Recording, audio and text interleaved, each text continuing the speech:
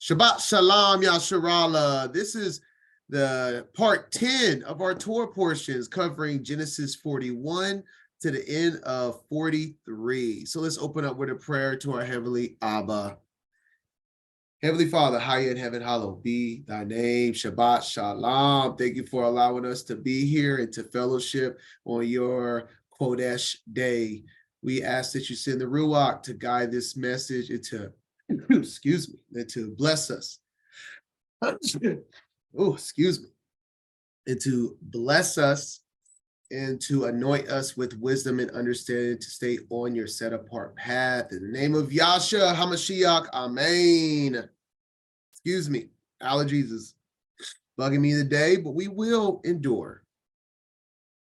So we're going to check it to, I think I forgot last week to check it to the timeline, but it's not like we are moving much at this point, but let's go to that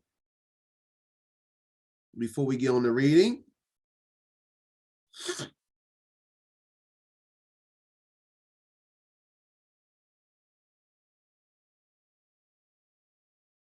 Once again, this is the world, is called the World History Chart. And you can find this on Amazon or just simply Googling it. Let me back out real quick one time. Search that right there. This is what I'm going by.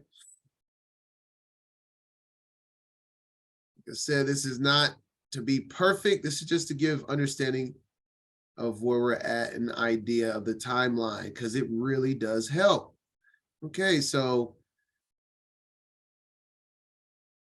last week, it was the beginning of the story of Joseph, even though it wasn't really the enjoyable side of the story of Joseph.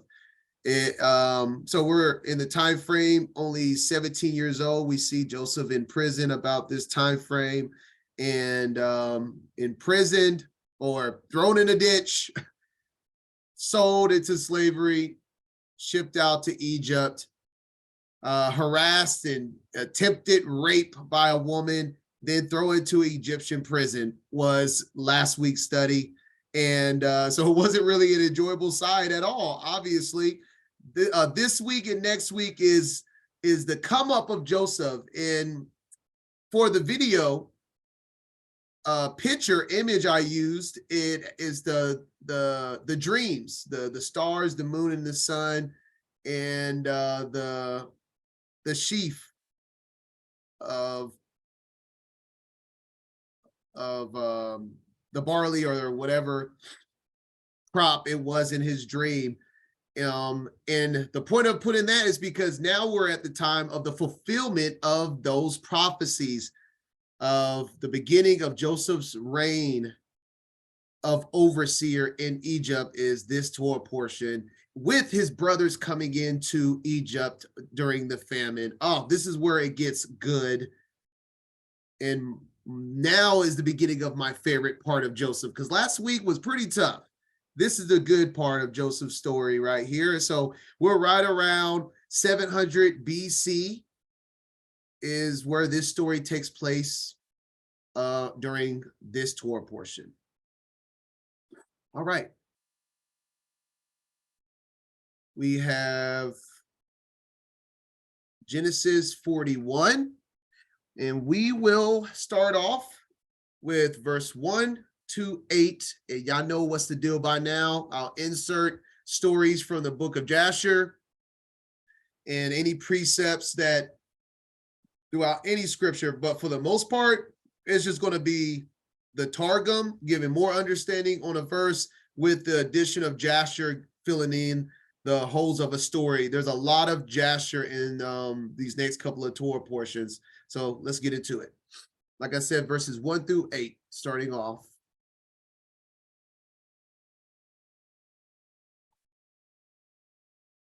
Genesis 41. And it came to pass at the end of 2 full years, that Pharaoh dreamed, and behold, he stood by the river. And behold, there came up out of the river 7 well-favored kine, and fat-fleshed, and they fed in a meadow. And behold, 7 other kine came up after them out of the river, ill-favored, and lean-fleshed, and stood by the other kine upon the brink of the river. and the ill-favored and lean-fleshed kine did eat up the 7 well-favored and fat kine. So Pharaoh awoke. And he slept and dreamed the second time, and behold, 7 ears of corn came up upon one stalk, rank and good. And behold, 7 thin ears, and blasted with the east wind, sprung up after them.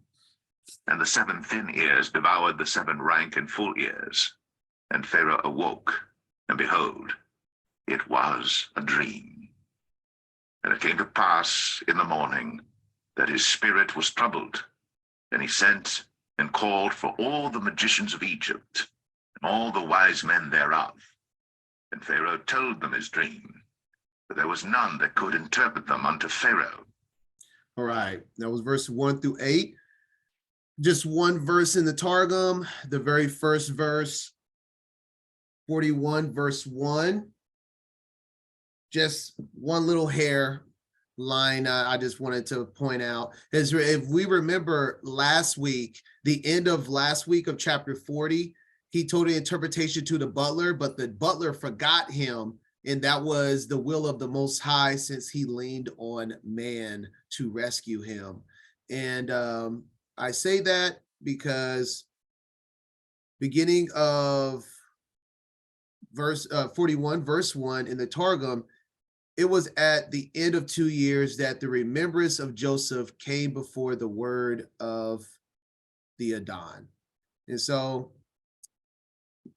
Joseph was in captivity or in prison for 2 more years because he leaned it on a man. But after 2 years, the remembrance of Joseph came to the word of the Most High. Now we're going into Jasher 48. I'm going to read 13 through 15, and then 24 through 27.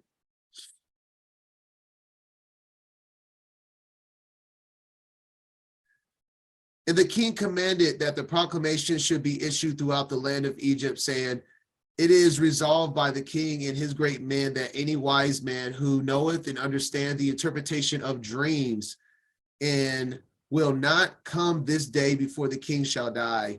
And the man that will declare unto the king the proper interpretation of his dreams, there shall be given unto him all that he will require from the king. And all the wise men of the land of Egypt came before the king, together with all the musicians and sorcerers that were in Egypt and in Goshen, in Ramses, in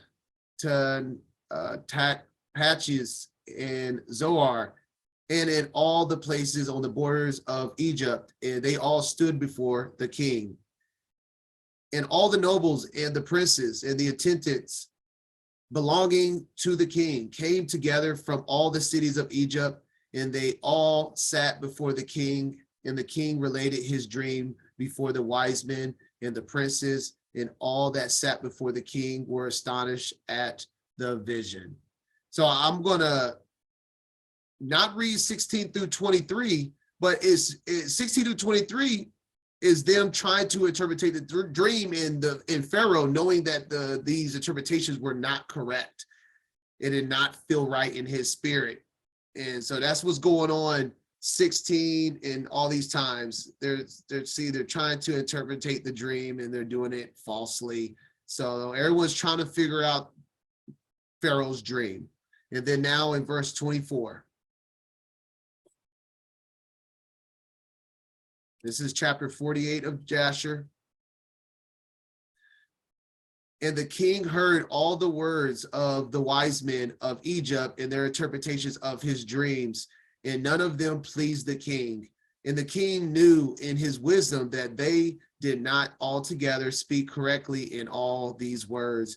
For this was from the Adon to frustrate the words of the wise men of Egypt, in order that Joseph might go forth from the house of confinement, and in order that he should become great in Egypt. So that's the setup of what I read here, that the remembrance of Joseph came before the word of the Adon. So he remembered Joseph, and remembering Joseph is why he sent the king, Pharaoh, this dream. Let me see.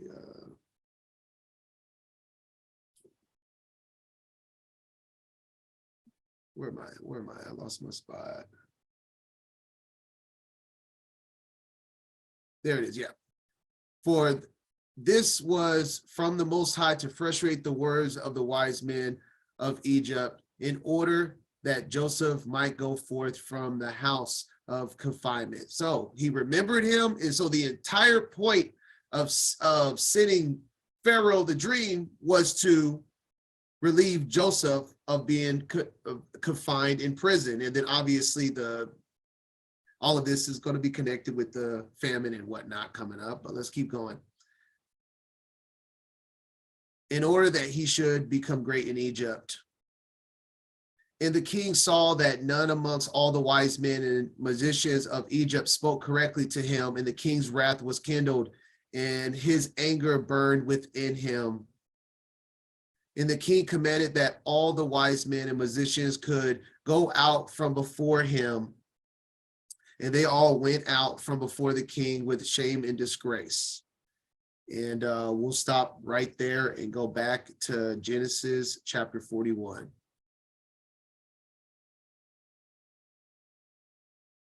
Now we're going to be on verses 9 through 24. Then spake the chief butler unto Pharaoh, saying, I do remember my faults this day. Pharaoh was wroth with his servants, and put me in ward of the captain of the guard's house, both me and the chief baker. And we dreamed a dream in one night, I and he. We dreamed each man according to the interpretation of his dream. And there was there with us a young man, an Hebrew, servant to the captain of the guard. And we told him, and he interpreted to us our dreams. To each man according to his dream he did interpret. And it came to pass, as he interpreted to us, so it was. Me he restored unto mine office, and him he hanged. Then Pharaoh sent and called Joseph, and they brought him hastily out of the dungeon. And he shaved himself, and changed his raiment, and came in unto Pharaoh. And Pharaoh said unto Joseph, I have dreamed a dream, and there is none that can interpret it. And I have heard say of thee, that thou canst understand a dream to interpret it. And Joseph answered Pharaoh, saying, It is not in me. God shall give Pharaoh an answer of peace. And Pharaoh said unto Joseph, In my dream, behold, I stood upon the bank of the river, and behold, there came up out of the river 7 kine, fat-fleshed and well-favored, and they fed in a meadow. And behold, 7 other kine came up after them, poor, and very ill-favored, and lean-fleshed, such as I never saw in all the land of Egypt for badness. And the lean and the ill-favored kine did eat up the first 7 fat kine. And when they had eaten them up, it could not be known that they had eaten them, but they were still ill-favored, as at the beginning. So I awoke. And I saw in my dream, and behold, 7 ears came up in one stalk, full and good. And behold, 7 ears withered, thin, and blasted with the east wind, sprung up after them. And the thin ears devoured the 7 good ears. And I told this unto the magicians, but there was none that could declare it to me. All right. Yes. Verse 24. Now let's go back to Jasher 48.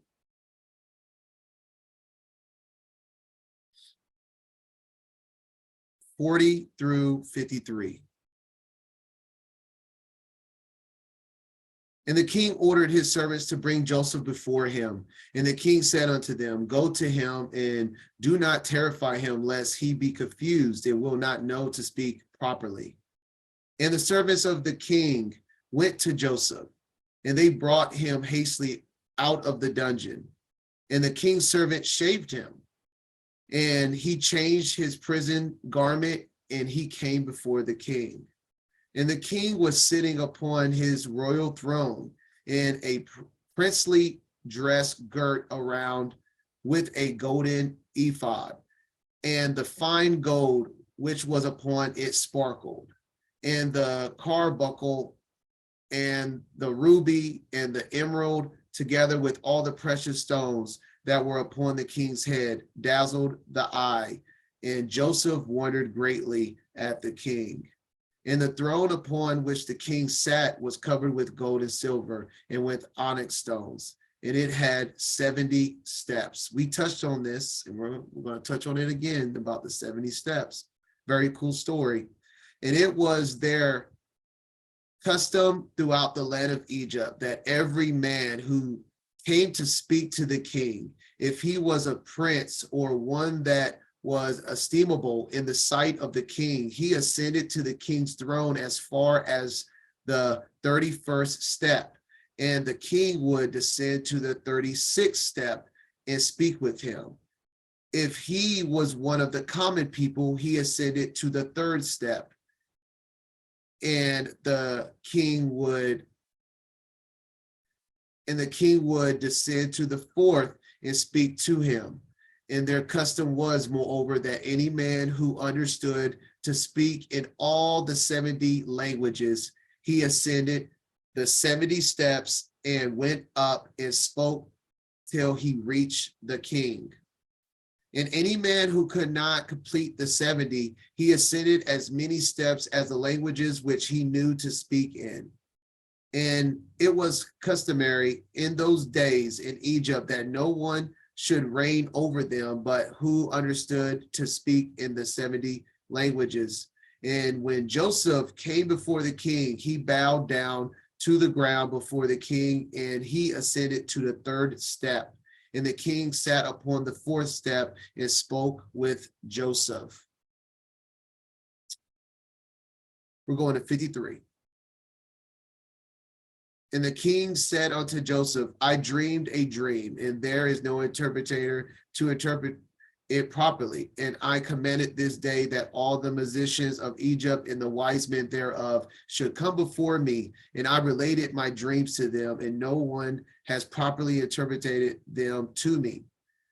And after this, I this day heard concerning thee that thou art a wise man and canst correctly interpret every dream that thou hearest. And Joseph answered Pharaoh, saying, let Pharaoh relate his dream that he dreamed. Surely the interpretation belongs to Elohim. And Pharaoh related his dream to Joseph. In the dream of the kine, in the dream of the ears of corn, and the king left off speaking. And Joseph was then clothed with the spirit of Elohim before the king, and he knew all the things that will befall the king from the day forward. And he knew the proper interpretation of the king's dream, and he spoke before the king. And Joseph found favor in the sight of the king. And the king inclined his ears and his heart, and he heard all the words of Joseph. And Joseph said unto the king, do not imagine that they are 2 dreams, for it is only one dream. For that which Elohim has chosen to do throughout the land, he has shown to the king in his dream, and this is the proper interpretation of thy dream. And we'll get that in Genesis. So back to Genesis 41, starting at 25.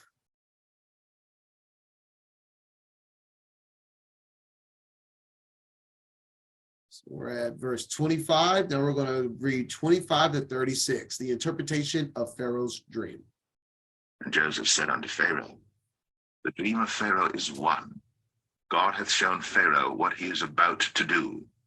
The 7 good kine are 7 years, and the 7 good ears are 7 years.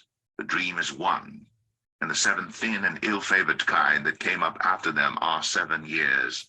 And the 7 empty ears blasted with the east wind shall be 7 years of famine. This is the thing which I have spoken unto Pharaoh. What God is about to do, he showeth unto Pharaoh. Behold, there come 7 years of great plenty throughout all the land of Egypt, and there shall arise after them 7 years of famine, and all the plenty shall be forgotten in the land of Egypt, and the famine shall consume the land, and the plenty shall not be known in the land by reason of that famine following, for it shall be very grievous.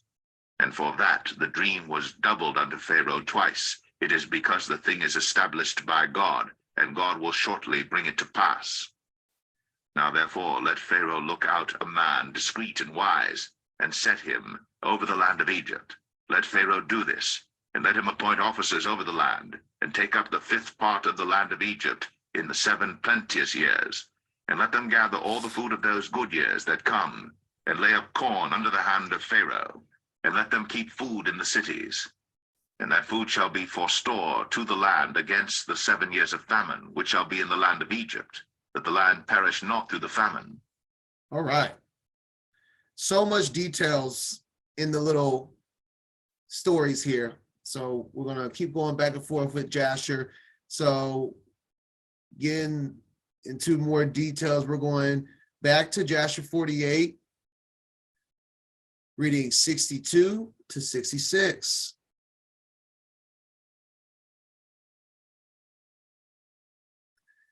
And the king answered and said unto Joseph, who saith and who knoweth that thy words are correct? So Pharaoh didn't just believe Joseph.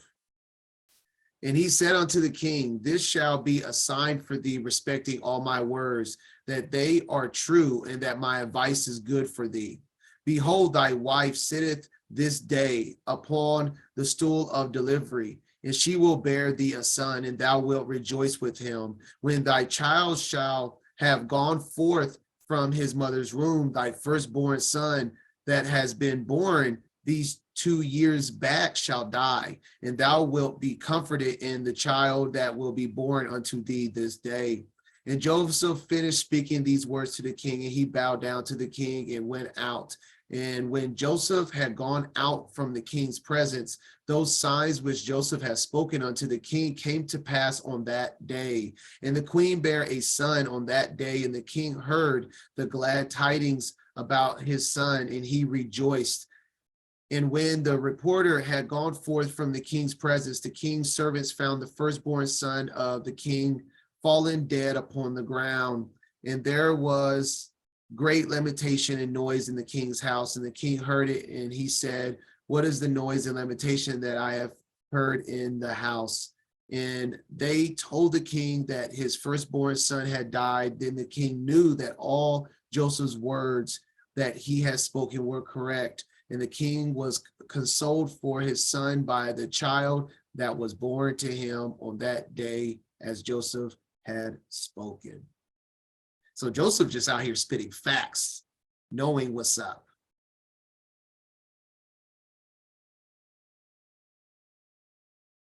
All right. Back to Genesis 41. We're going to read 37 to 45 now.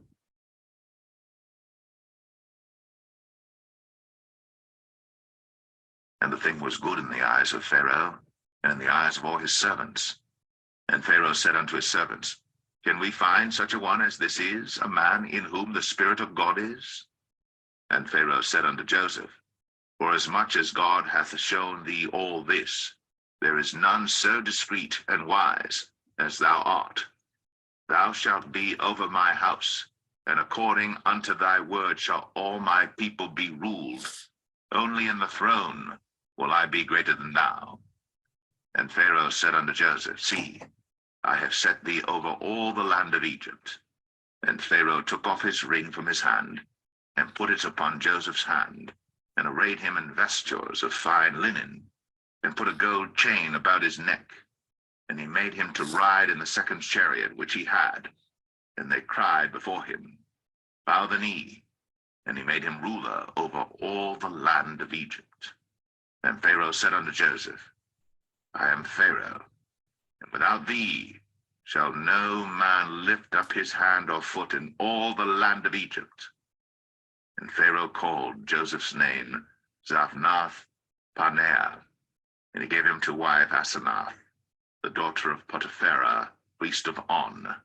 And Joseph went out over all the land of Egypt. All right, we're going to go into the Targums for this last verse right here. Targum has an interesting detail that they want to relay. And Pharaoh called Joseph's, called Joseph, and he gave him a wife. So this woman is called, oh, whoa. Oh no, did I mess up the reader? Oops. Yep, sure did. Let me see if I can find Of Egypt. Oh wow, on the money, I think. Let's see. And Pharaoh said unto Joseph, I am Pharaoh. Without thee shall no man lift up his hand or foot in all the land of Egypt. And Pharaoh called Joseph's name Zaphnath Paneah, and he gave him to wife Asenath, the daughter of Potipharah, priest of On. And Joseph went out over all the land of Egypt. All right, my bad. I just want to get that spot back. So Asenath, the wife that was given to him, and on here it says that this is the daughter, but Targums gives us a little different description here. Let's see.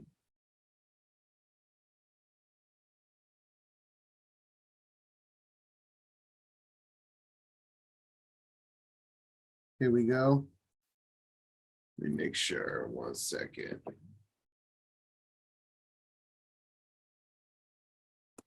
All right.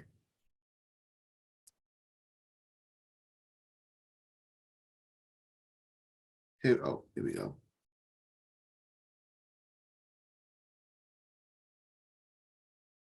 And supposedly the name that the Egyptian name that Pharaoh gave to Joseph means the man who revealeth mysteries. So that's the idea of what that's supposed to mean and why he changed his name to that. And he gave him Asenath, whom Dinah had born to Shechem. And the wife of this priest brought her up to be his wife, but that it wasn't their actual daughter in the whole gist, according to the Targums. They, for somehow, some way, the child that Dinah ended up having, because so Shechem raped Dinah, if y'all remember. That's why Levi and Simeon went and caused havoc and killed everyone in Shechem because of Dinah. This is implying Dinah got pregnant from Shechem, and the child was somehow given and raised up in Egypt, which ended up becoming the wife of Joseph. So, just interesting detail there.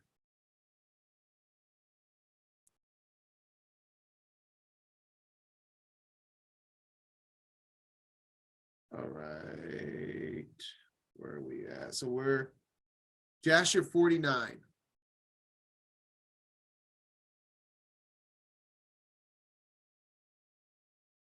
Verse 8 through 30.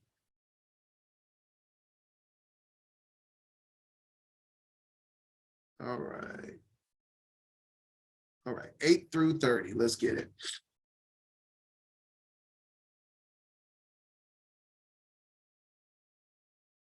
And the king said to all the officers, I have thought that since Elohim has made known to the Hebrew man all that he has spoken, there is none so discreet and wise in the whole land as he is. If it seem good in your sight, I will place him over the land, for he will save the land with his wisdom. And all the officers answered the king and said, but surely it is written in the law of Egypt, and it should not be violated, that no man shall reign over Egypt, nor be the second to the king, but one who has knowledge in all the languages of the sons of men.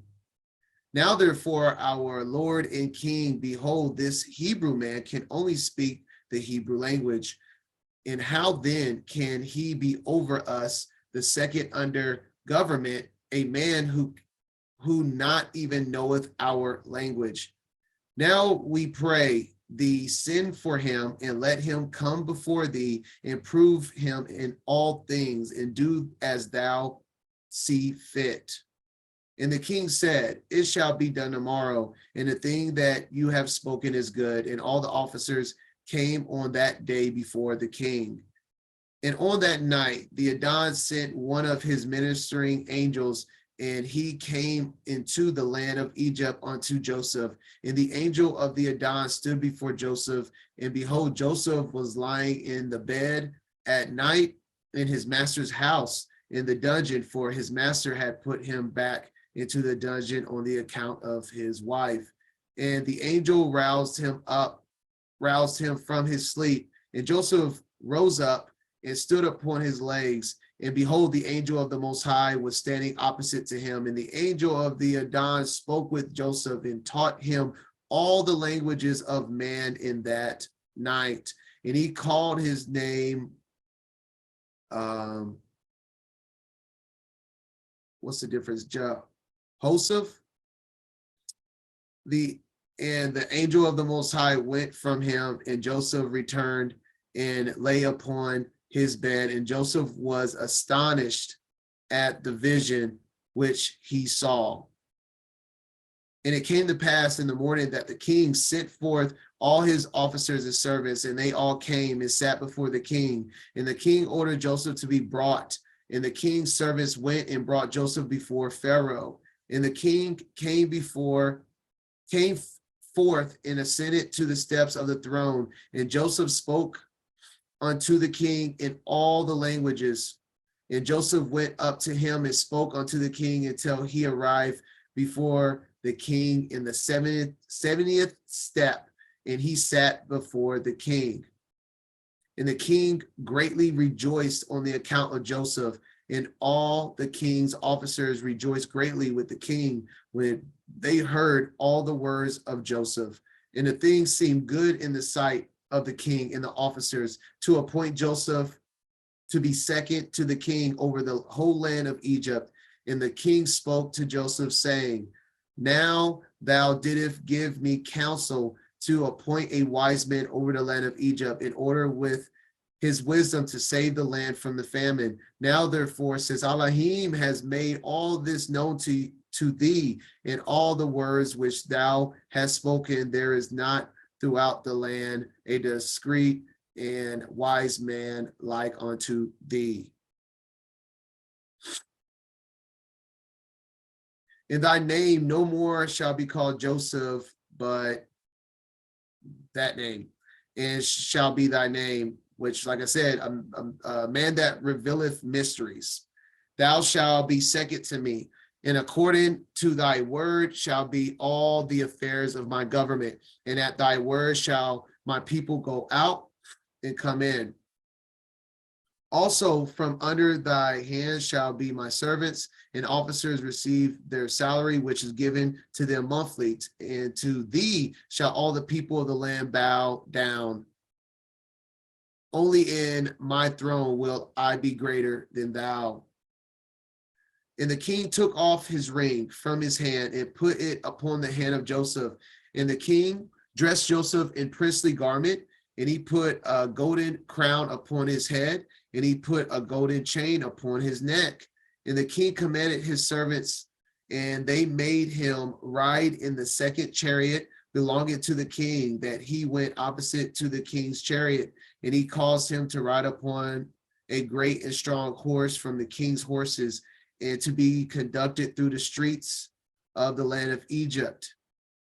And the king commanded that all those that played upon timbrels, harps, and other musical instruments should go forth with Joseph. 1,000 timbrels, 1,000, whatever that is, 1,000 Nabalim went after him, and 5,000 men with drawn swords glittering in their hands, and they went marching and playing before Joseph. And 20,000 of the great men of the king, girt with girdles of skin covered with gold, marched at the right hand of Joseph, and 20,000 at his left. And all the women and damsels went upon the roofs and stood in the streets playing and rejoicing at Joseph, and gazed at the appearance of Joseph and at his beauty. And the king's people went before him and behind him, perfuming the road with frankincense and with cassia and with all sorts of fine perfume, and scattered myrrh and aloes along the road. And 20 men proclaimed these words before him throughout the land in a loud voice. Do you see this man whom the king has chosen to be his second? All the affairs of the government shall be regulated by him, and he that transgresses his orders or that does not bow down before him to the ground shall die, for he rebels against the king and his second. And when the heralds had ceased proclaiming, all the people of Egypt bowed down to the ground before Joseph and said, may the king live, also may his second live. And all the inhabitants of Egypt bowed down along the road. And when the heralds approached them, they bowed down, and they rejoiced with all sorts of timbrels, machos, and nebel before Joseph. And Joseph upon his horse lifted up his eyes to heaven and called out and said, he raiseth the poor man from the dust, he lifteth up the needy from the dunghill. O Adon of hosts, happy is the man who trusts in thee. Amen. And just as a reference, going back up when it's talking about the, let me see, at the top, let me see. And when the angels came to him, and he taught him all the languages of man in that night. And then he was able to go up the 70 steps. Just to remind everybody that this is a precept from Jasher 9:32, the 70 languages, all the languages of the nations were 70. That's why there's 70 steps. And this goes back to Jasher 9:32, that you can also find in Genesis chapter 6. Well, technically not in the Masoretic, but it is in that time frame of Genesis 6. But 32, and Elohim said to the 70 angels who stood foremost before him, to those who were near to him, saying, come, let us descend and confuse their tongues, that one man shall not understand the language of his neighbor. And they did so. So the Tower of Babel is the origin of different languages. And there was 70 languages, as we just read, for the 70 steps. And there was 70 angels that were over the 70 nations of the 70 languages. So all of that ties in right here in this story as well.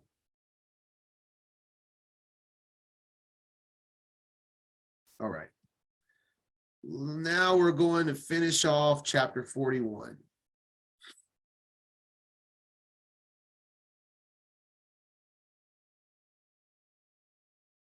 And Joseph was 30 years old when he stood before Pharaoh, king of Egypt. And Joseph went out from the presence of Pharaoh and went throughout all the land of Egypt. And in the 7 plenteous years the earth brought forth by handfuls.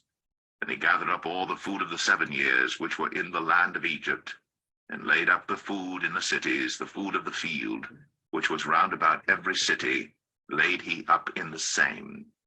And Joseph gathered corn, as the sand of the sea, very much, until he left numbering, for it was without number. And unto Joseph were born 2 sons before the years of famine came, which Asenath, the daughter of Potipharah, priest of On, bare unto him. And Joseph called the name of the firstborn Manasseh, for God, said he, hath made me forget all my toil, and all my father's house.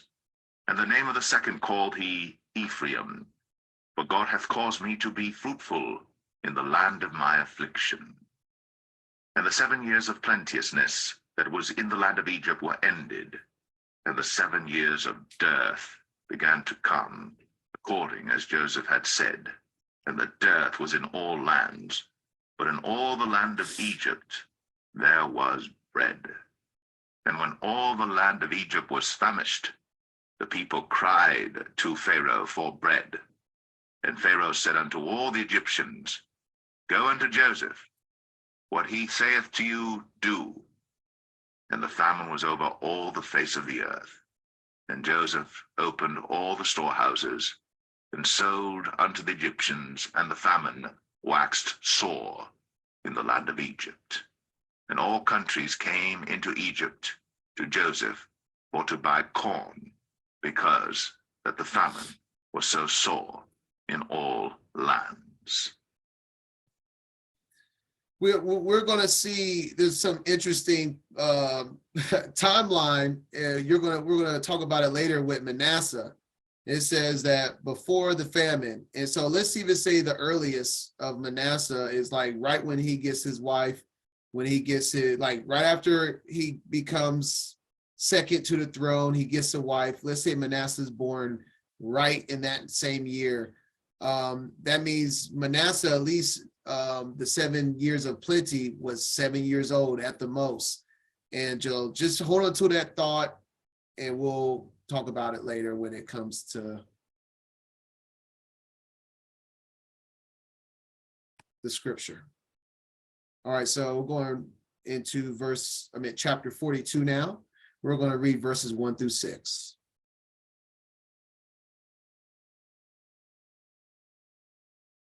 Genesis 42. Now when Jacob saw that there was corn in Egypt, Jacob said unto his sons, Why do you look one upon another? And he said, Behold, I have heard that there is corn in Egypt.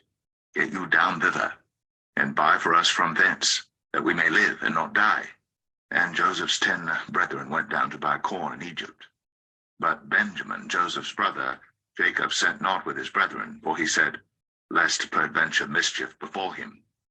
And the sons of Israel came to buy corn among those that came, for the famine was in the land of Canaan. And Joseph was the governor over the land, and he it was that sold to all the people of the land. And Joseph's brethren came, and bowed down themselves before him with their faces to the earth. All right. A lot of little details that really make this story unique with Jasher. All right, let's go to Jasher 50, 30 through 39.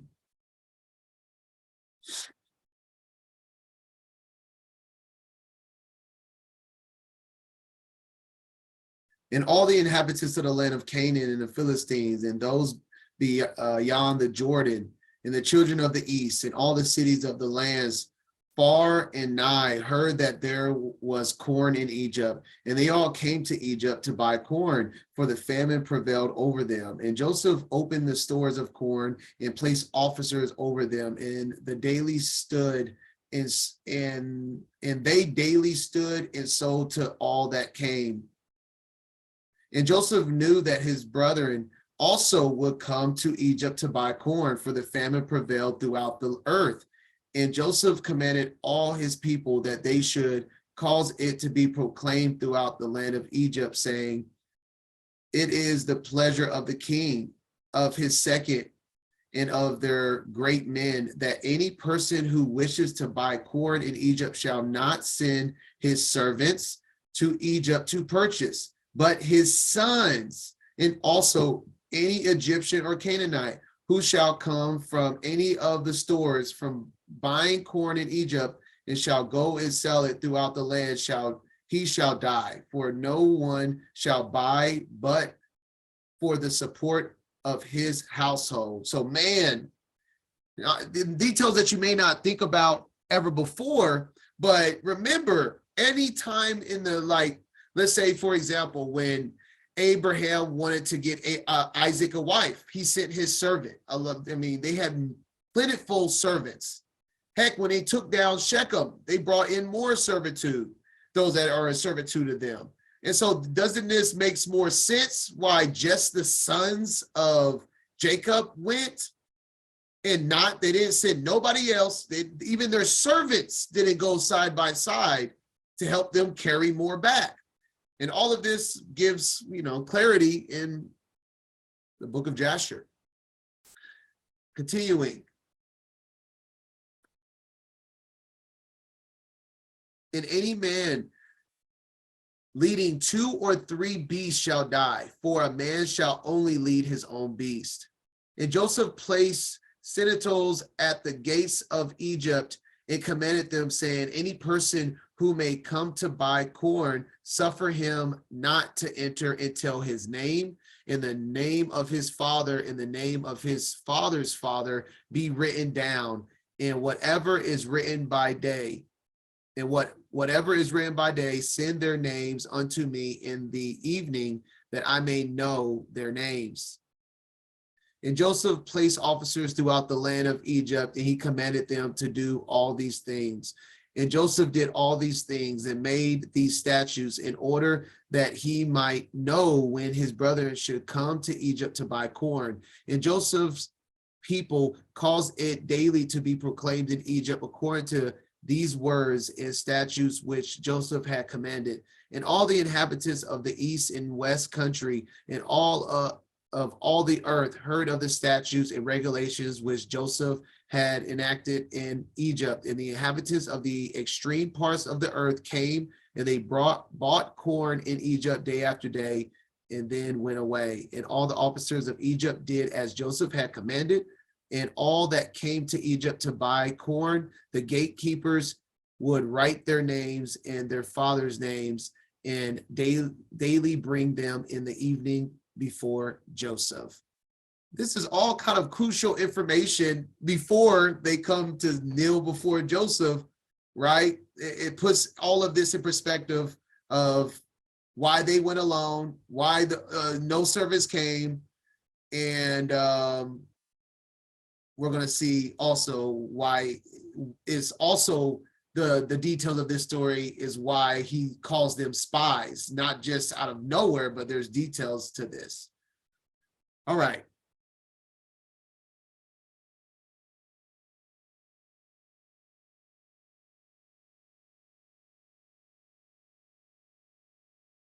We got a verse in the Targums, verse in chapter 42, verse 6.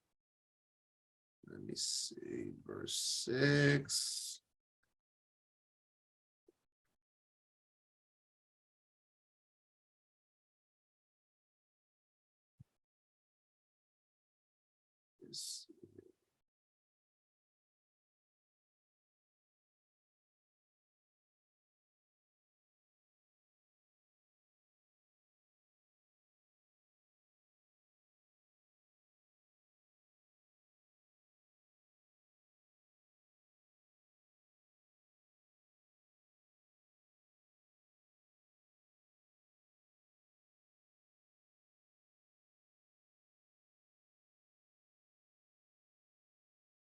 All right, here we go.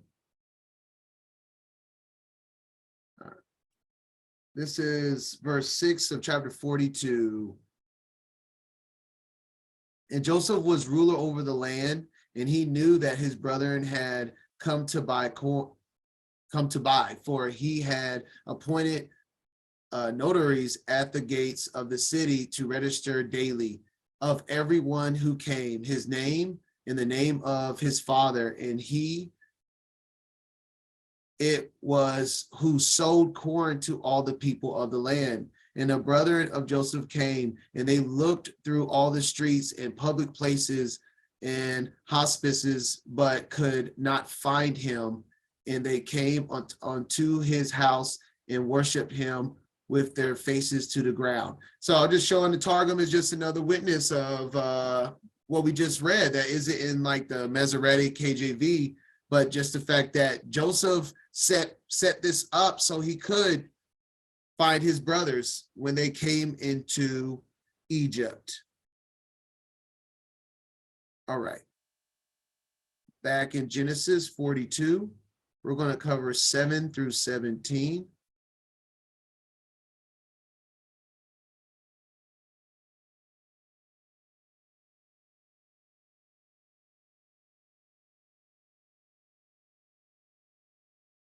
And Joseph saw his brethren, and he knew them, but made himself strange unto them, and spake roughly unto them. And he said unto them, Whence come ye? And they said, From the land of Canaan, to buy food. And Joseph knew his brethren, but they knew not him. And Joseph remembered the dreams which he dreamed of them, and said unto them, Ye are spies, to see the nakedness of the land ye are come.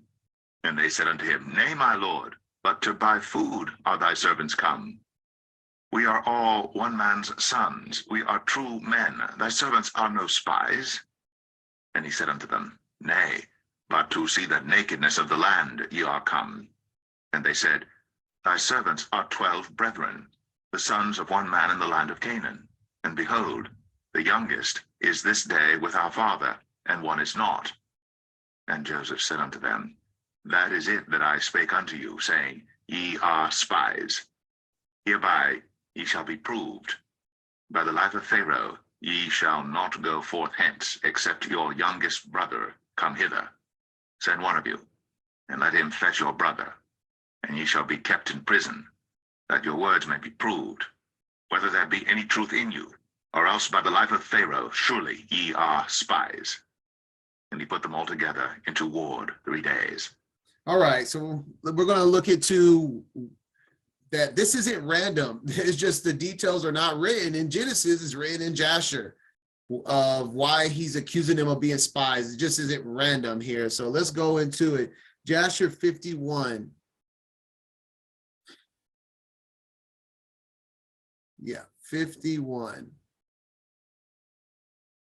We're going to read verse 4 through 13 and then 18 through 22.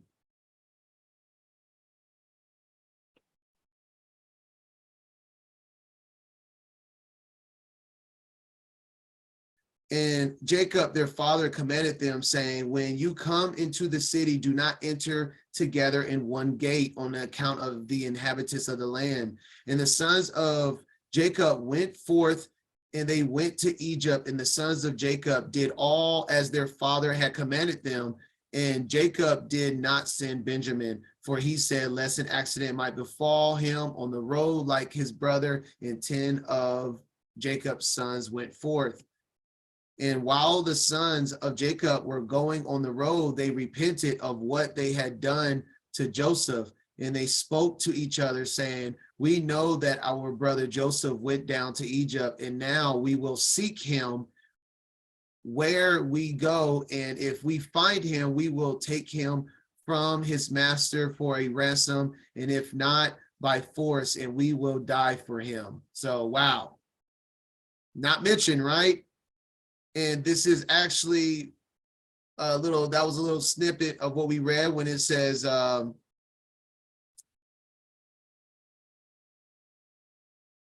when we read verse 6 in the Targum, it says, and the brethren of Joseph came, and they looked through all the streets and public places and hospices, but could not find him.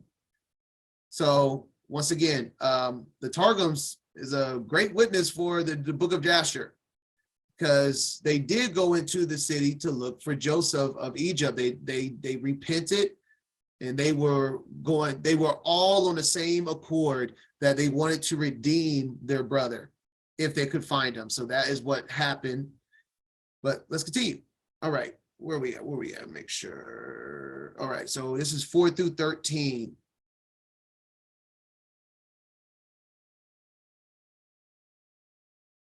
And the sons of Jacob agreed to do this thing and strengthened themselves on account of Joseph to deliver him from the hand of his master. And the sons of Jacob went to Egypt, and when they came near to Egypt, they separated from each other, and they came through 10 gates of Egypt, and the gatekeepers wrote down their names on that day and brought them to Joseph in the evening.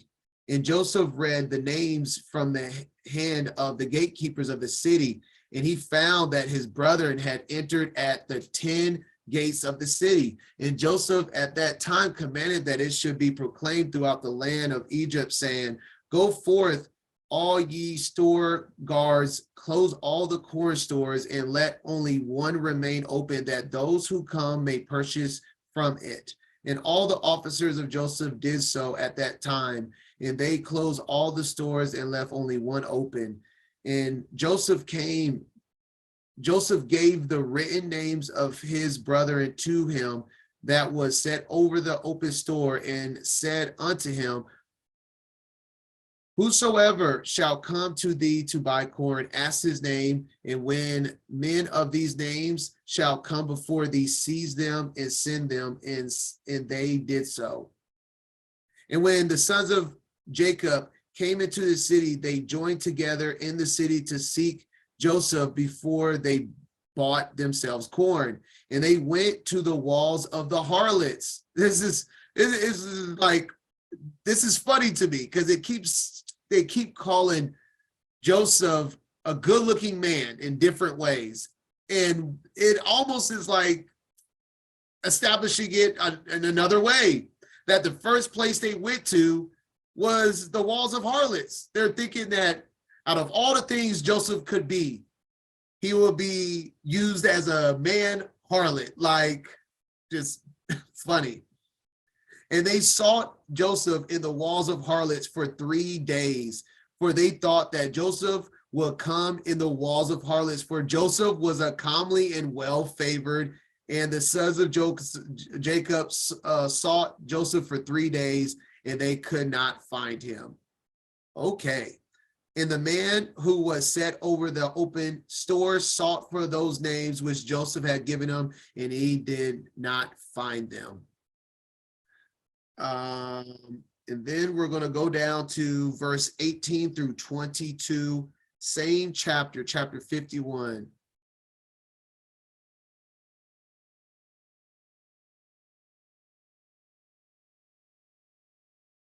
(18 through 22). All right. And those 4 men took them and brought them before them. So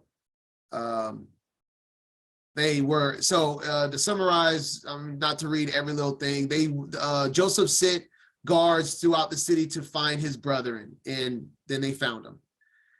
And those 4 men took them and brought them before them, and they bowed down to him to the ground. So now we're back to where it's in Jasher. So the sons of Jacob didn't just come into Egypt and bowed down to the ground to Joseph. We missed all of this, that they went through 10 gates, and this is why Joseph calls them spies, because 10 brothers went through 10 different gates. And then they were in the city for 3 days without coming to get corn. So now we see the story developing here. So finally, they're now bowed to the ground before Joseph. And Joseph was sitting upon his throne in his temple, and clothed with princely garments, and upon his head was a large crown of gold, and all the mighty men were sitting around him. And the sons of Jacob saw Joseph in his figure and comeliness and dignity of countenance seemed wonderful in their eyes, and they again bowed down to him to the ground. And Joseph saw his brethren and knew them, but they knew him not. For Joseph was very great in their eyes, therefore they knew him not. And Joseph spoke to them, saying, from which come ye? And they all answered and said, thy servants have come from the land of Canaan to buy corn, for the famine prevails throughout the earth. And thy servants heard that there was corn in Egypt, so they have come amongst the others comers to buy corn for their support. And Joseph answered them, saying, if you have come to purchase as you say, why do you come through 10 gates of the city? It can only be that you have come to spy through the land. All right, now we have our head wrapped around what is really going on in this story. Let's go back to Genesis and read 18 through 24 now. And Joseph said unto them the 3rd day, this do and live, for I fear God. If ye be true men, let one of your brethren be bound in the house of your prison. Go ye, carry corn for the famine of your houses. But bring your youngest brother unto me. So shall your words be verified, and ye shall not die. And they did so. And they said one to another, We are verily guilty concerning our brother, in that we saw the anguish of his soul when he besought us, and we would not hear. Therefore is this distress come upon us. And Reuben answered them, saying, Spake I not unto you, saying, Do not sin against the child? And ye would not hear. Therefore, behold, also his blood is required. And they knew not that Joseph understood them, for he spake unto them by an interpreter. And he turned himself about from them, and wept, and returned to them again, and communed with them, and took from them Simeon, and bound him before their eyes.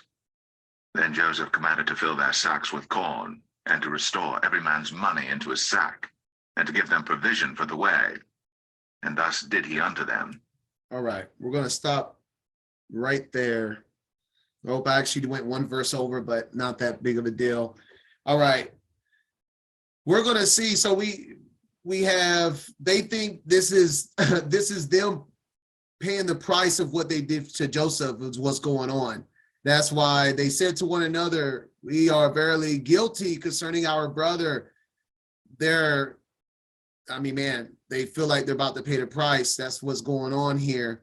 And then we're going to look and see who's the interpreter, that is the interpreter of between Joseph and his brother, and because Joseph's acting like he doesn't speak Hebrew, right? So we're going to get these answers. Let's read, go back to Joshua 51.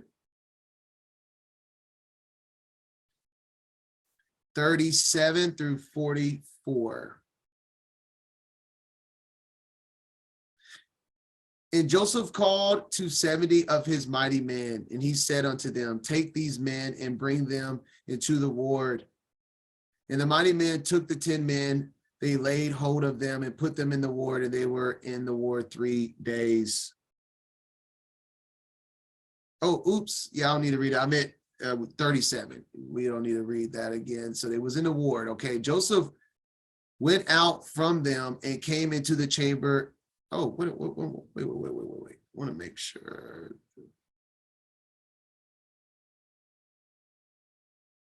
All right. I think I meant to start at 36. 37 don't have no context. So 36, we'll start at 36 through 44. And on the third day, Joseph had them brought out of the ward, and he said unto them, Do this for yourselves, if you be true men, so that you may live. One of your brethren shall be confined in the ward, while as you go and take home the corn for your household to the land of Canaan, and fetch your youngest brother, and bring him here unto me, that I may know that you are true men when you do this thing. And Joseph went out from them and came into the chamber and wept a great weeping, for his pity was excited for them. And he washed his face and returned to them again. And he took Simeon from them and ordered him to be bound. But Simeon was not willing to be done so, for he was very powerful. He was a very powerful man, and they could not bind him. And Joseph called unto his mighty men, 70 valiant men came before him with drawn swords in their hands, and the sons of Jacob were terrified at them. And Joseph said unto them, Seize this man and confine him in prison until his brethren come to him. And Joseph, valiant men, hastened, and they all laid hold of Joseph to bind him. Simeon to bind him. And Simeon gave a loud and terrible shriek, and the cry was heard at a distance. And all the valiant men of Joseph were terrified at the sound of the shriek, that they fell upon their faces, and they were greatly afraid and fled. And all the men that were with Joseph fled, for they were greatly afraid of their lives. And only Joseph and Manasseh, his son, remained there. Here we go. This is why I brought up Manasseh's age. And Manasseh, the son of Joseph, saw the strength of Simeon, and he was exceedingly wroth. And Manasseh, the son of Joseph, rose up to Simeon, and Manasseh smote Simeon a heavy blow with his fist against the back of his neck, and Simeon was stilled of rage. And Simeon laid hold of, Manasseh laid hold of Simeon, and he seized him violently, and he bound him and brought him into the house of confinement. And all the sons of Jacob was astonished at the act of the youth.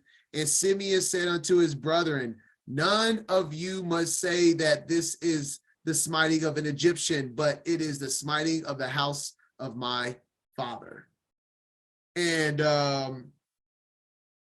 we'll get to the age in a second. I actually put it in the next chapter, but Manasseh, little Manasseh, in his youth, no way he's a teenager, a youth, did this to a grown Simeon.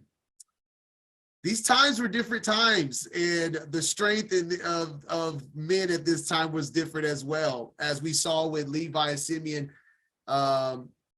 taking a whole village and whatnot. So very interesting.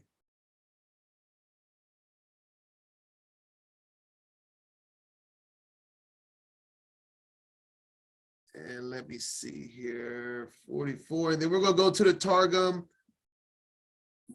chapter 42, verses 23 and 24. All right, let's go to that.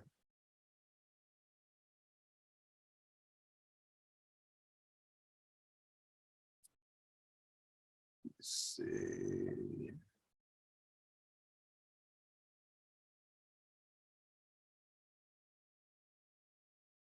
Okay, here we go.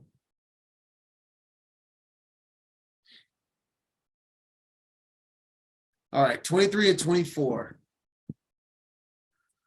But they knew not that Joseph understood the holy language, for Manasseh was interpreter. So Manasseh, this is where it has Manasseh being the only one there. Because remember, there was an interpreter there, and that person was Manasseh. Between them, and he withdrew from them and wept, and returned and spoke with them. And from them he took Simeon, who had counseled them to kill him, and bound him before. So he picked Simeon for a reason. And I agree, out of all of them that he should be picking on the most, it is Simeon. And yeah, that is, yep, and that's verses 23 and 24. All right, let's go back and finish chapter 42 of Genesis now.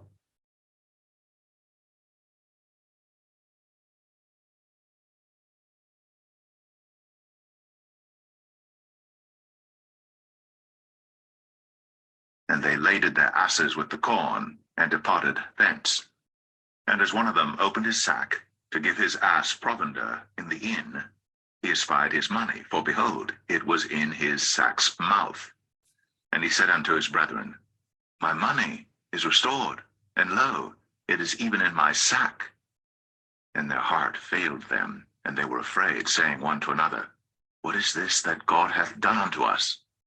And they came unto Jacob their father unto the land of Canaan, and told him all that befell unto them, saying, the man who is the Lord of the land spake roughly to us, and took us for spies of the country. And we said unto him, we are true men, we are no spies. We be 12 brethren, sons of our father, one is not, and the youngest is this day with our father in the land of Canaan. And the man, the Lord of the country, said unto us, hereby shall I know that ye are true men. Leave one of your brethren here with me, and take food for the famine of your households, and be gone. And bring your youngest brother unto me. Then shall I know that ye are no spies, but that ye are true men. So will I deliver you your brother, and ye shall traffic in the land. And it came to pass, as they emptied their sacks, that behold, every man's bundle of money was in his sack. And when both they and their father saw the bundles of money, they were afraid. And Jacob their father said unto them, me have ye bereaved my children. Joseph is not, and Simeon is not, and ye will take Benjamin away? All these things are against me. And Reuben spake unto his father, saying, Slay my 2 sons, if I bring him not to thee. Deliver him into my hand, and I will bring him to thee again.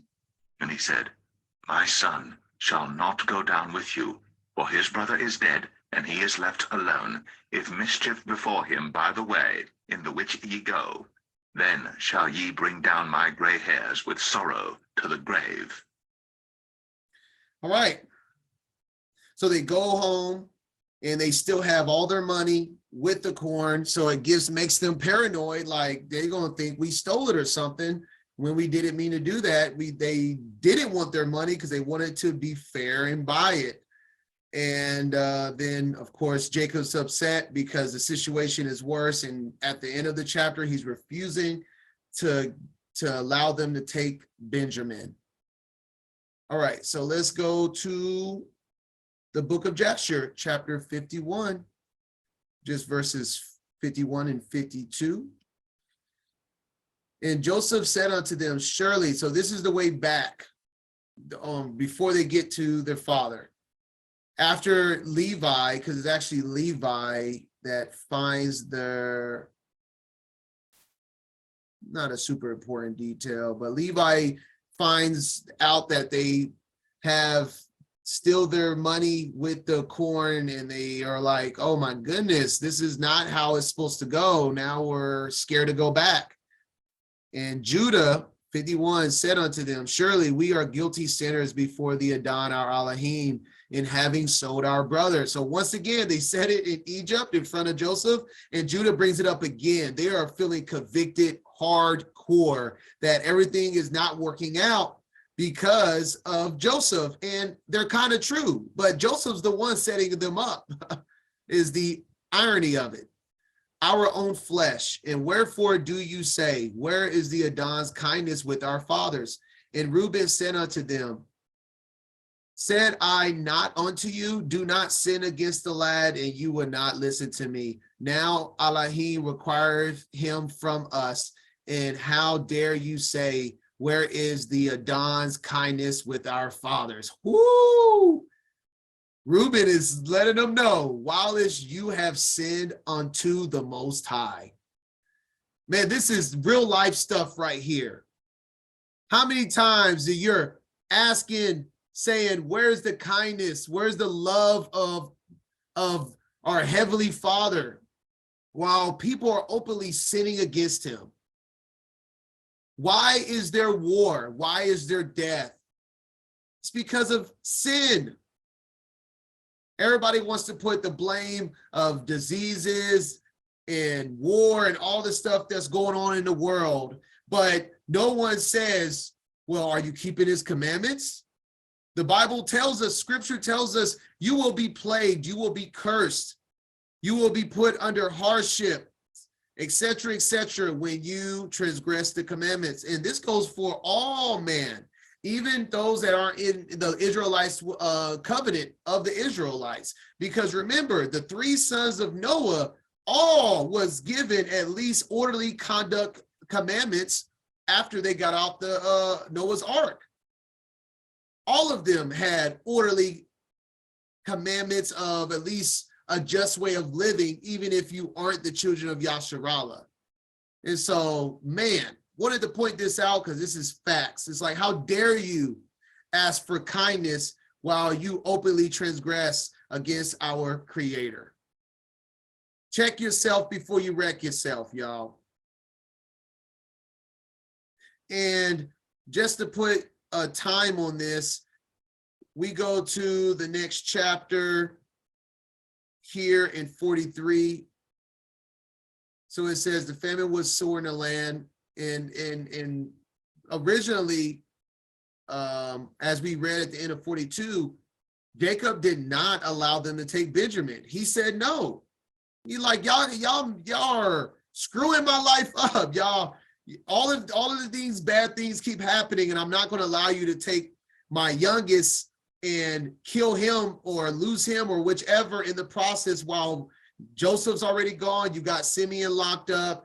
I'm not allowing you to take Benjamin. And after, remember, they had corn. So they did have food to last them a little while. So how long? Let's go to Jasher 52. How long did they wait until Jacob allowed them to take Benjamin to go back to Egypt? Jasher 52:7 tells us. And in those days, the famine was sore throughout the land, and all the people of the land went and came to Egypt to buy food. Wait a minute, is this the right one? Okay, making sure. For the famine prevailed greatly amongst them, and the sons of Jacob remained in Canaan a year and 2 months until their corn was finished. So they left with corn from Egypt the first time they went, and they left, and Simeon supposedly is imprisoned for a year and 2 months, and they left him over there. If I was Simeon, I'm like, what is taking them so long? But we'll see that he wasn't really prisoned and treated poorly or nothing. But if he was, I'd be pretty upset if I was Simeon, because a year and 2 months and y'all just stayed until your food ran out. The only reason they left is because they ran out of food. That's the only reason why they left. So it looked like Simeon was going to be there a good bit if they had more corn. It just kind of like, dang. They're like, Simeon's a grown man. He can handle himself, right? All right.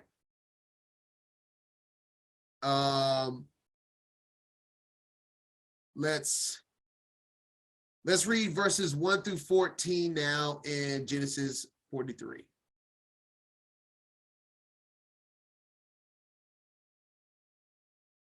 Genesis 43. And the famine was sore on the land. And it came to pass, when they had eaten up the corn which they had brought out of Egypt, their father said unto them, Go again, buy us a little food.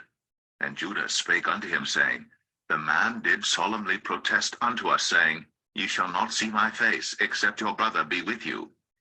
If thou wilt send our brother with us, we will go down and buy thee food. But if thou wilt not send him, we will not go down. For the man said unto us, Ye shall not see my face, except your brother be with you. And Israel said, Wherefore dealt ye so ill with me, as to tell the man whether ye had yet a brother? And they said, The man asked us straitly of our state, and of our kindred, saying, Is your father yet alive? Have ye another brother? And we told him according to the tenor of these words. Could we certainly know that he would say, Bring your brother down? And Judah said unto Israel his father, Send the lad with me, and we will arise and go, that we may live and not die, both we and thou, and also our little ones. I will be surety for him. Of my hand shalt thou require him. If I bring him not unto thee, and set him before thee, then let me bear the blame forever. For except we had lingered, surely now we had returned this second time. And their father Israel said unto them, If it must be so now, do this. Take of the best fruits in the land in your vessels, and carry down the man a present, a little balm, and a little honey, spices, and myrrh, nuts, and almonds. And take double money in your hand, and the money that was brought again in the mouth of your sacks, carry it again in your hand. Peradventure, it was an oversight. Take also your brother, and arise, go again unto the man. And God Almighty give you mercy before the man, that he may send away your other brother and Benjamin. If I be bereaved of my children, I am bereaved. All right. Back into Jasher 52. 52 verses 25 through 42.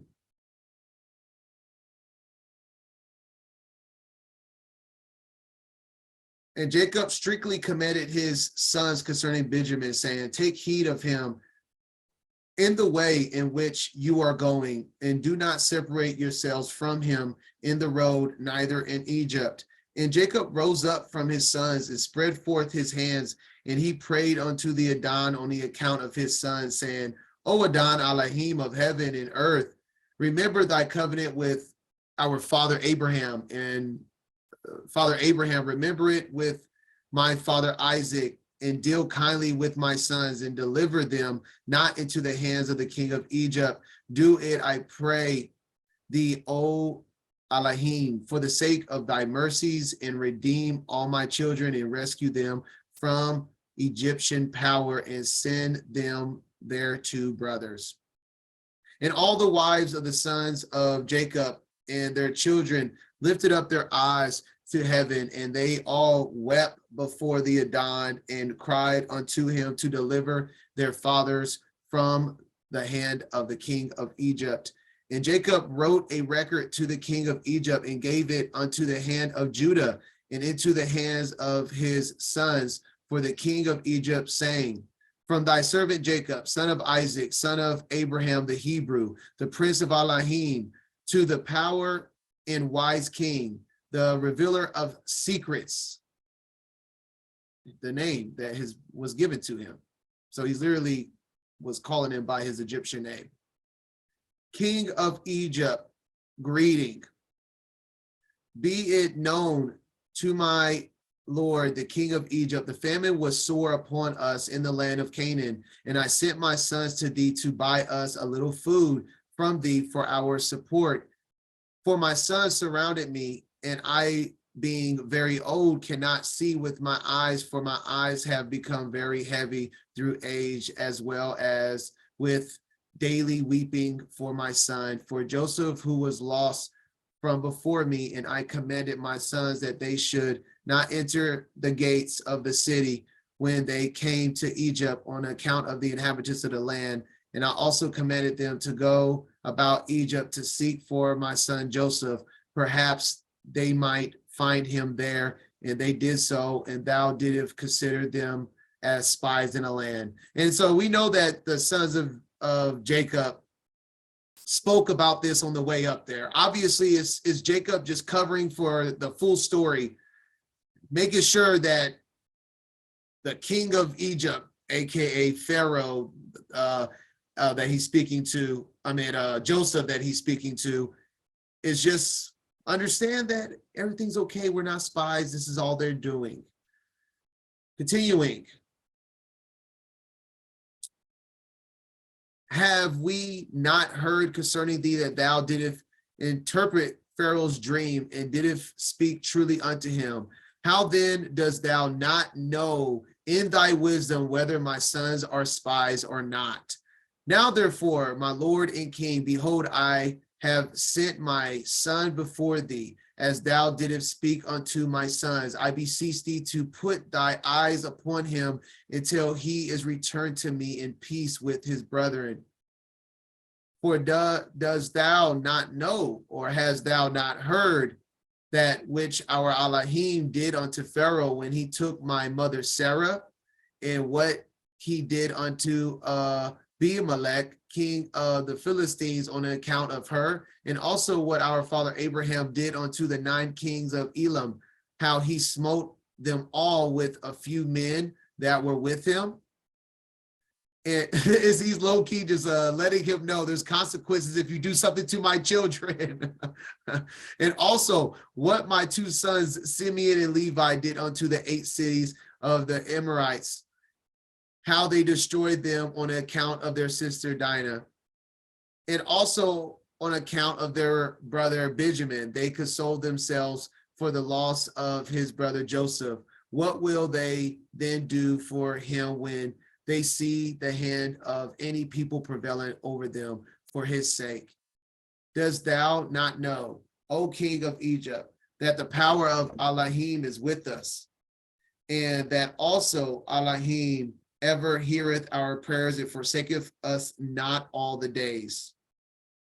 And when my sons told me of thy dealings with them, I called not unto the Adon on account of thee, for then thou wouldst have perished with thy men before my son Benjamin came before thee. But I thought that as Simeon my son was in thy house, perhaps thou mightest deal kindly with him. Therefore I did not this thing unto thee. Now therefore, behold, Benjamin my son cometh unto thee with my sons. Take heed of him and put thy eyes upon him, and then will Elohim place his eyes over thee and throughout thy kingdom. Now I have told thee all that is in my heart, And behold, my sons are coming to thee with their brother. Examine the face of the whole earth for their sake, and send them back in peace with their brother. And Jacob gave the record to his sons into the care of Judah to give unto the king of Egypt. All right. Let's continue with the story. 43:15 through 25. And the men took that present, and they took double money in their hand, and Benjamin, and rose up, and went out to Egypt, and stood before Joseph. And when Joseph saw Benjamin with them, he said to the ruler of his house, Bring these men home, and slay, and make ready, for these men shall dine with me at noon. And the man did as Joseph bade, and the man brought the men into Joseph's house. And the men were afraid, because they were brought into Joseph's house. And they said, Because of the money that was returned in our sacks at the first time are we brought in, that he may seek occasion against us, and fall upon us, and take us for bondmen and our asses.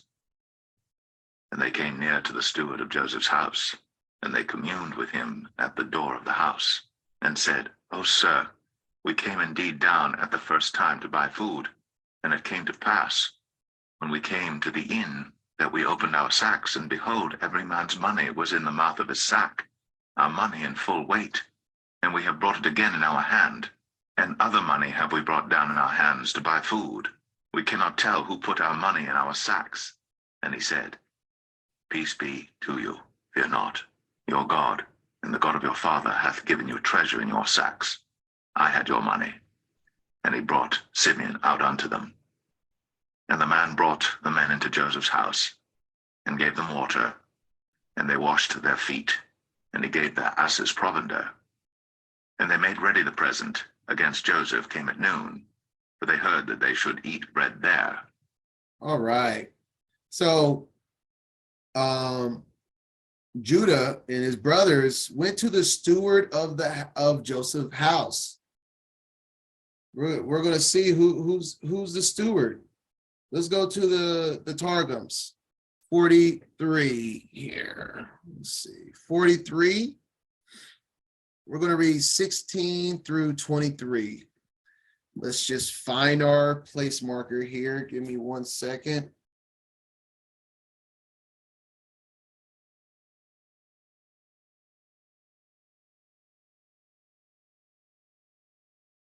Oh, not the wrong chapter.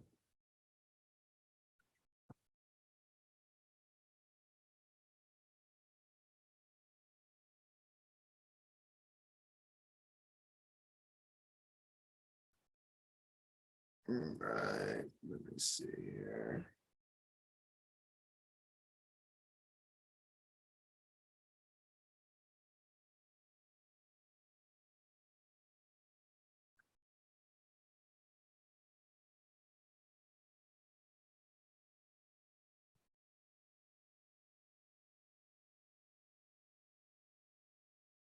Here we go.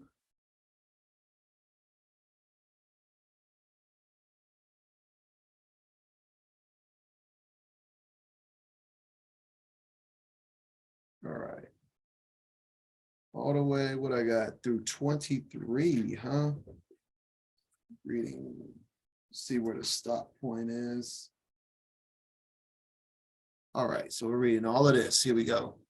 So this is chapter 43, verse 16 through 23 of what we just read in the Targum for just more details. And Joseph saw Benjamin with them, and he said to Manasseh, whom he had made superintendent over his house. So, which he also in the book of Jasher was the interpreter. So Manasseh is present almost this entire time with the interaction with Joseph and his brothers. So the steward, another name for that is steward. So this conversation was to Manasseh in front of Joseph's house. All right, let's continue reading. Whom he had made superintendent over his house. Bring the men into the house and unloose the house of slaughter and take out the sinew that shrank and prepare meat before them, for the man shall eat with me at the time of the noonday meal. And the man did as Joseph had said, and the man brought the men into Joseph's house. The men feared when they were brought into Joseph's house and said, for the money that was returned in our sacks at the first are we brought in, that be may find occasion against us and condemn us and sell us for slaves and take our asses. And they drew near the man who that mostly should be had been appointed attendant over Joseph's house, which we know is Manasseh, and spoke with him at the gate of the house. And they said, we entreat you, my lord, we indeed came down at the first to buy corn, but it was when we had come to our place of lodging that we opened our sacks, and behold, the money of a man was in the mouth of his sack, but we have brought it back in our hand, and the other money have we brought down in the hand to buy corn. We know not who put the money in our sacks. And he, Manasseh, said, peace to you, be not afraid of my lord. Your God and the God of your fathers gave you treasures in your sacks. Your money came to me, and he brought out Simeon to them. All right, so now let's go. So now now I have my notes just to put in reference. I mean, as close as possible for Manasseh's age here, because I'm like, this is a young buck, man. Like he, the 7 year of plentiful crops of storage, and him being overseer was 7, and that has to be at the right around the beginning of him being given a wife and Manasseh possibly being born in that first year. So at the very most, let's just round it to 7. Manasseh's 7 at the end of the year, the famine year. And then based off of scriptural context, so there was 7 years here. And then they didn't come down for these 2 years of the famine in the land, and yet there are 5 years remaining. And this is verse 45. So just doing this, the most Manasseh could be is give or take like 9 years old. So just very interesting. A 9-year-old interpretator and overseer of Joseph's house. Obviously, he's a special person because he's Joseph's son and he's very wise and whatnot. But man, this is a very young boy in Manasseh that's present during these times.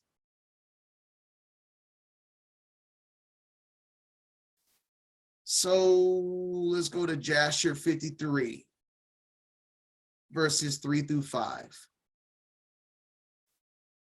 And Joseph commanded the superintendent, Manasseh, of his house to give his brethren to eat, and he did so unto them. And at noon time, Joseph sent for the men to come before him with Benjamin, and the men told the superintendent of Joseph's house concerning the silver that was returned in their sacks. And he said unto them, it will be well with you, fear not. And he brought their brother Simeon unto them. And Simeon said unto his brethren, the Lord of the Egyptians has acted very kindly unto me. He did not keep me bound, as you saw with your eyes. For when you went out from the city, he let me free and dwelt kindly with me in his house. So thank goodness, because he was going to do that for over a year because of the situation at hand. But Simeon obviously wasn't a real prisoner during this time.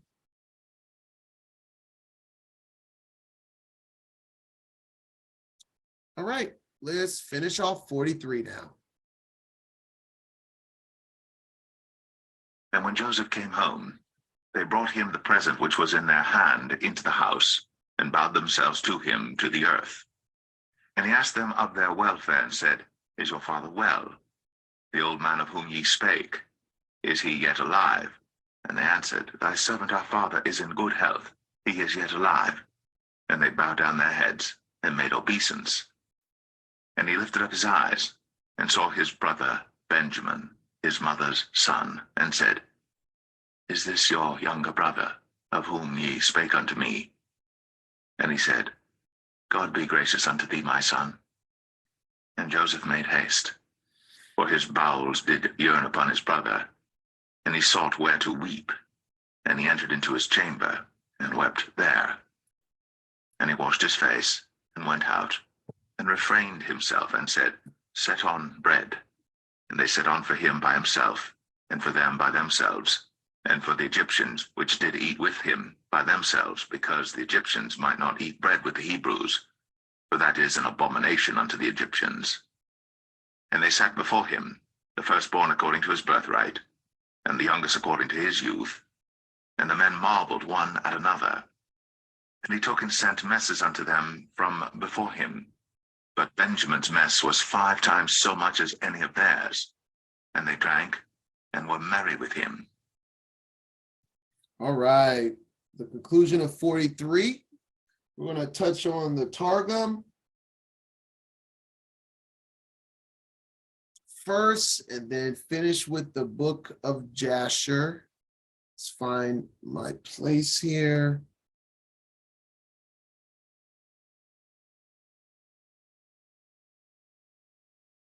Okay.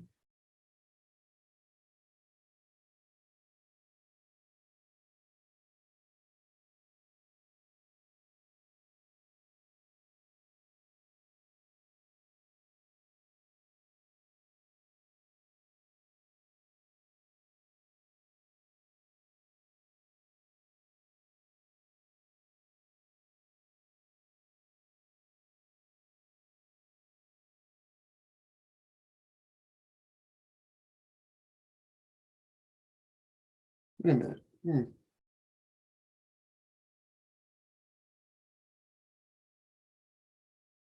So we're going to read 32 through 34, chapter 43 in the Aramaic Targum here.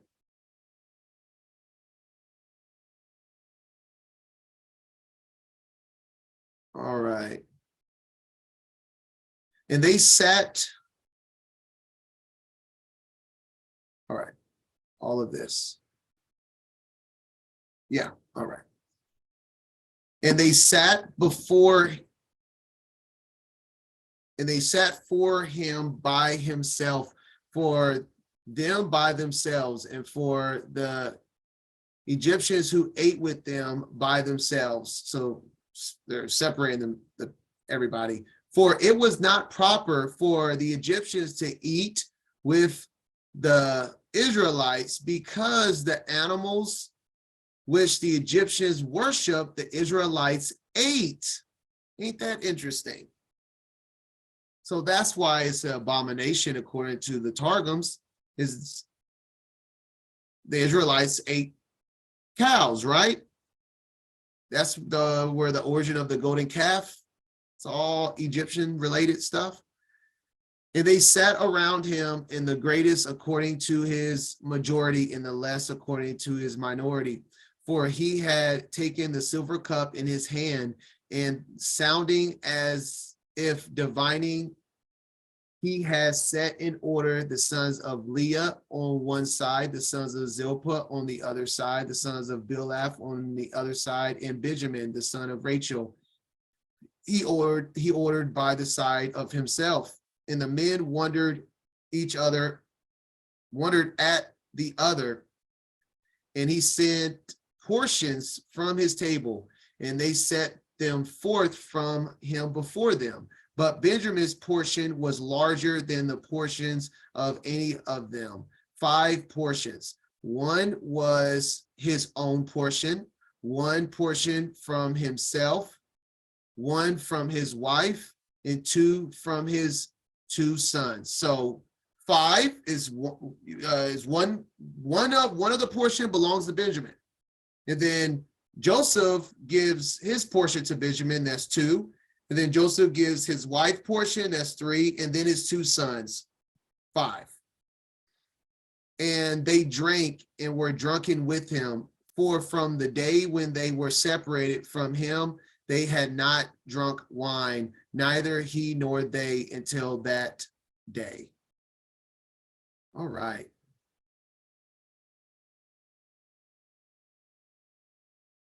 Now we're finishing off in the book of Jasher, chapter 53, verse 6 through 22. And Judah took Benjamin by the hand, and they came through before Joseph, and they bowed down to him to the ground. And the men gave the present unto Joseph, and they all sat before him. And Joseph said unto them, Is it well with you? Is it well with your children? Is it well with your aged father? And they said, It is well. And Judah took the record which Jacob had sent and gave it into the hand of Joseph. And Joseph read the letter and knew his father's writing, and he wished to weep, and he went into an inner room, and he wept a great weeping, and he went out. Oh, the emotions at that time, could you imagine? And he lifted up his eyes and beheld his brother Benjamin. And he said, Is this your brother of whom you spoke unto me? And Benjamin approached Joseph, and Joseph placed his hand upon his head, and he said unto him, May Elohim be gracious unto thee, my son. And when Joseph saw his brother, the son of his mother, he again wished to weep, and he entered the chamber, and he wept there. And he washed his face, and he went out and refrained from weeping. And he said, Prepare food. And Joseph had a cup from which he drank, and it was of silver beautifully inlaid with onyx stones and bdellium. And Joseph struck the cup in the sight of his brethren, while if they were sitting to eat with them. And Joseph said unto them, so I think he struck it like when people goes, has like a cheers and they like, ding, ding, ding type of deal. That's what I'm thinking is talking about. And Joseph said unto the men, I know by this cup that Reuben the firstborn, Simeon and Levi and Judah, Issachar and Zebulun are children from one mother. Seat yourselves to eat according to your births. And he also placed the others according to their births. And he said, I know that this your youngest brother has no brother, and I, like him, have no brother. He shall therefore sit down to eat with me. And Benjamin went up before Joseph and sat upon the throne. And the men beheld the acts of Joseph, and they were astonished at them. And the men ate and drank at that time with Joseph. And he came then, gave presents unto them, and Joseph gave one gift unto Benjamin, and Manasseh and Ephraim saw the acts of their father, and they also gave presents unto him. And Osnath gave him one present, and they were 5 presents in the hand of Benjamin. The 5 portions that we just read in Targum. Once again, Targum in the book of Jasher, lovely comparison. Those are his 5 portions, the 2 sons and his wife, and Joseph is how Benjamin has 5 times his brother. And Joseph brought them out wine to drink, and they would not drink. And they said, from the day on which Joseph was lost, we have not drunk wine, nor eaten any delicacies. And Joseph swore unto them, and he pressed them hard, and they drank plentifully with him on that day. And Joseph afterward turned to his brother Benjamin to speak with him. And Benjamin was still sitting upon a throne before Joseph. And Joseph said unto him, Hast thou begotten any children? And he said, Thy servant has 10 sons, and these are their names. And there are the 10 sons. And I called their names after my brother whom I have not seen.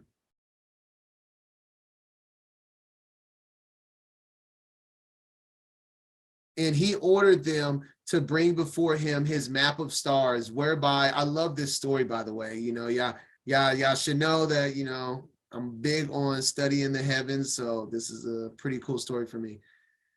the map of the stars, whereby Joseph knew all the times. And Joseph said unto Benjamin, I have heard that the Hebrews are acquainted with all wisdom. Dost thou know anything of this? And Benjamin said, thy servant is knowing also in all the wisdom which my father taught me. And Joseph said unto Benjamin, look now at this instrument and understand where thy brother Joseph is in Egypt, who you said went down to Egypt. And Benjamin beheld that instrument with the map of the stars of heaven, and he was wise. And he looked therein to know where his brother was. And Benjamin divided the whole land of Egypt into 4 divisions. And he found that he who was sitting upon the throne before him was his brother Joseph.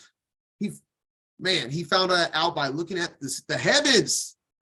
That's how much wisdom is in the heavens. And Benjamin wondered greatly. And when Joseph saw that his brother Benjamin was so much astonished, he said unto Benjamin, what hast thou seen, and why art thou astonished? And Benjamin said unto Joseph, I can see by this that Joseph, my brother, sitteth here with me upon the throne. And Joseph said unto him, I am Joseph, thy brother. Reveal not this thing unto thy brethren. Behold, I will send thee with them when they go away, and I will command them to be brought back again into the city, and I will take thee away from them.